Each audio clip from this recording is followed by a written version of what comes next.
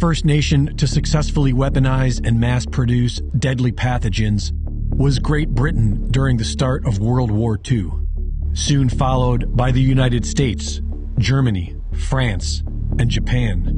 While many nations mass-produced them, Japan was notorious for deploying biological weapons, killing almost 500,000 Chinese soldiers and civilians in several military campaigns, including the 1940 bombing of Ningbo, China, when Japan's secret bioweapons Unit 731 dropped ceramic bombs full of living fleas carrying the bubonic plague.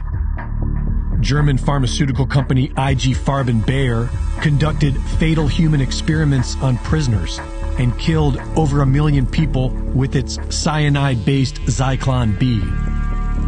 The U.S. established their own bioweapons program at Fort Detrick, Maryland in 1942, and by the end of the war, brand new facilities were completed for mass production of anthrax and other bioweapons.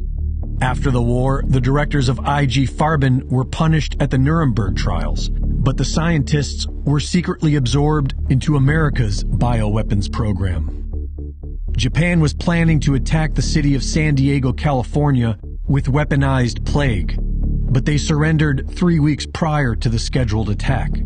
And while Japanese researchers arrested by Soviet forces were tried for war crimes, those captured by the United States were secretly given immunity in exchange for working with the U.S. bioweapons team.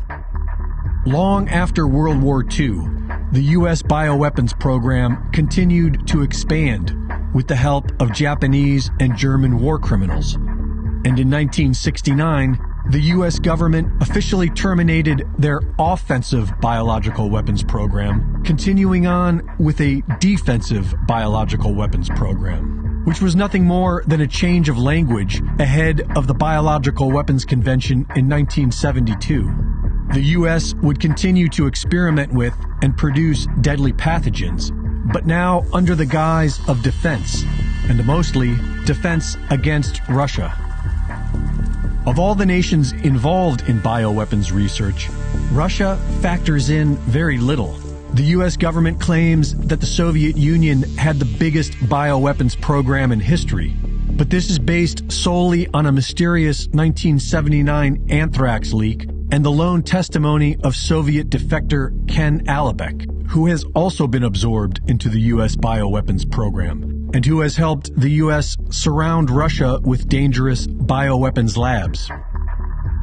Russia is now releasing confiscated documents of the work that was being conducted in the NATO-backed biolabs they have secured in Ukraine.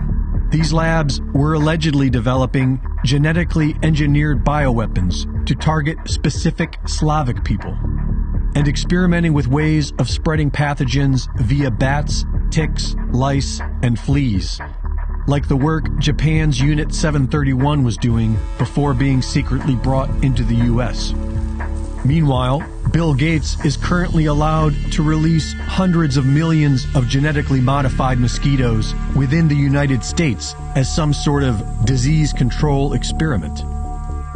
You can say what you want about Vladimir Putin and Russia, but they aren't the ones waging war against the people of the West. That would be the World Economic Forum, the big banks, and their lackeys of the Great Reset agenda. After the U.S. government sanctioned all the Russian people, Putin responded by only targeting a few known criminals of the Great Reset cabal, as if sending a message to the Americans that we share the same enemies. Whereas the global elites are working towards destroying the nation-states, Russia is reinventing the nation-state.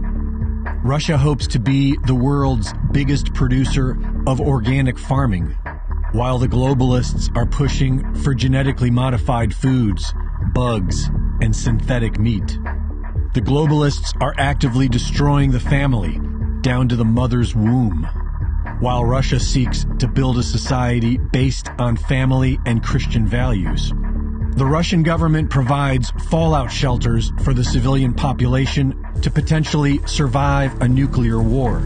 And the U.S. government has absolutely nothing for the people. We are on our own.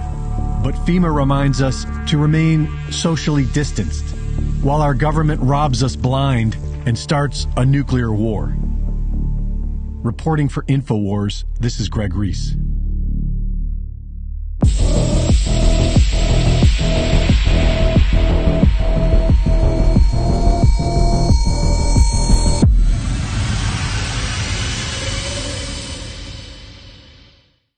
Thank you for watching the latest Greg Reese Report.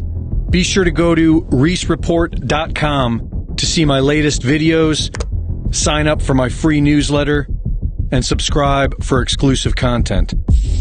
And be sure to support my sponsor at InfoWarsStore.com.